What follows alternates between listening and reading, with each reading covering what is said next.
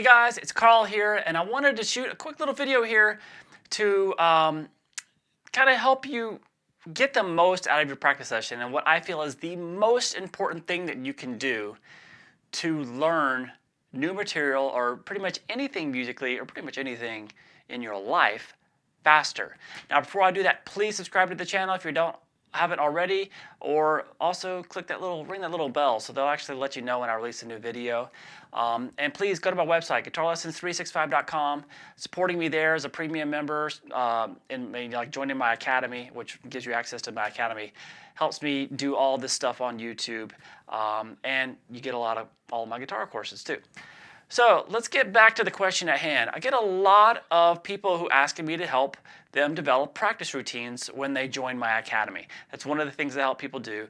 They say, hey, okay, I got a lot of stuff to study. You have a lot of guitar courses. There's technique, there's theory, there's improvisation. How do I get it all and develop it in a practice routine? So I work with them for their specific, what their goals are. And we'll email back and forth until we get something that they like. But the number one element I always tell people to focus on is to practice the way that your brain wants to learn. So what does that mean? And that's what I'm going to talk about here in this video. So basically, now we can have some brain scientists that can argue with this, but from my own experience and my students' experience, you learn much faster in this way, is that the brain itself, when you learn something new, say it's a new technique, like it's just a guitar lick, one little guitar lick that you're trying to get up to speed, or it could be an ear training sound. You're trying to memorize the sound of a specific note within a key, or an interval sound, or a chord, the sound of a major chord, or a dominant seventh chord. When you're listening to that, when you're taking that, your brain is taking that new information in, what it does initially is store it into short-term memory. Now, obviously, I'm simplifying what the brain does, but this is a kind of a good way of looking at it. And then the more that you continually study that throughout the day or throughout the week, the more that your brain has to keep putting that into short-term memory. Eventually, you do that so much, the brain goes, all right, we need that material a lot, so what we're going to do is we're going to pull that over into long-term memory. So there, you actually have it. You've got the sound memorized. You've got the lick memorized, muscle memory or whatever in your hands. So the idea when you're developing a practice session is to make your brain tackle that subject that you want multiple times throughout the day. Not just once. I'll have people who study, they'll say, okay, I'm going to practice off of your academy. I'm going to study your alternate picking course, and then on Monday, and then Tuesday, the economy picking, and then Wednesday, I'm going to do sweep picking. And then on Thursday, go back to the alternate picking, then economy picking on Friday, and sweep picking on Saturday. So basically, that means their brain had to do economy picking twice a week. So it's going to take a lot longer for your brain to go, hey, we need that in long-term memory. So a better way to structure your practice or anything that you're trying to learn how to do, it could be a guitar lick, it could be shooting free throws. What it is that you want to do is instead, if you have only one time that you can practice in a day, say you have 1 hour to practice, I would divide that practice session up into 2 sections. So I would say I will try to get everything that I can in, even if it's just technique, theory, and ear training, and learning songs, all in 30 minutes. Hopefully you have more time to practice if you're learning all that stuff. But you could spend 5 minutes on your alternate picking exercises, 5 minutes on your economy picking, 5 minutes on your sweep picking, 5 minutes on ear training, 10 minutes on learning songs, whatever.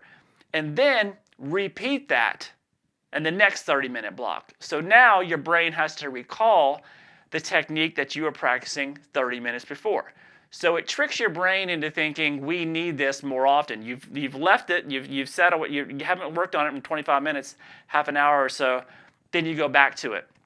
Even better is if you can have multiple practice sessions throughout the day. Say you practiced an hour in the morning and an hour at night.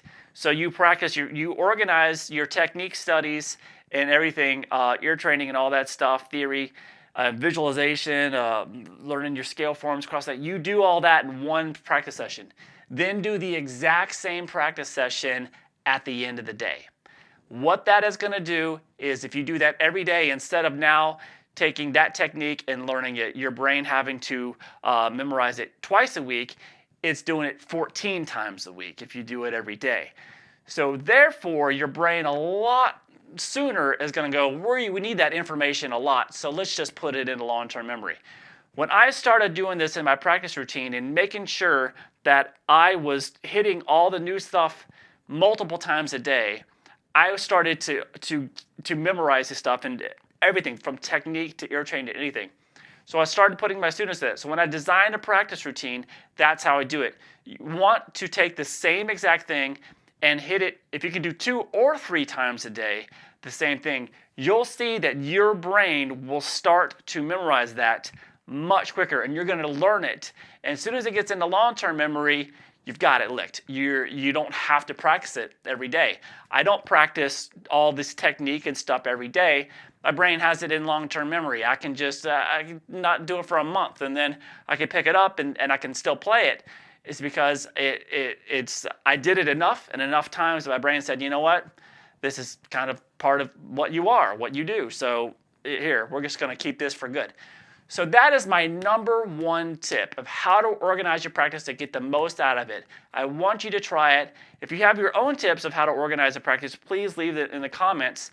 And also let me know in the comments how this is working for you. I think you will see, even just after a few days of doing this, you'll see that your pace of learning completely new things will pick up quite a bit.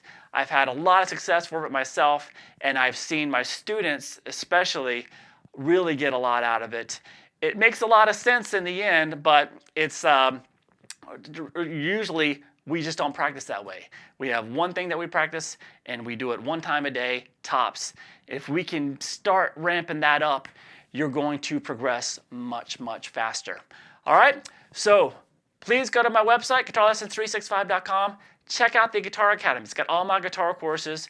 And like I said, I will help you develop your own practice routine, cater to your individual goals and the styles that you like to play, and the level that you're currently at. All right, so that's easily something that we can do if you're a member of my academy. Till then, I'll see you soon.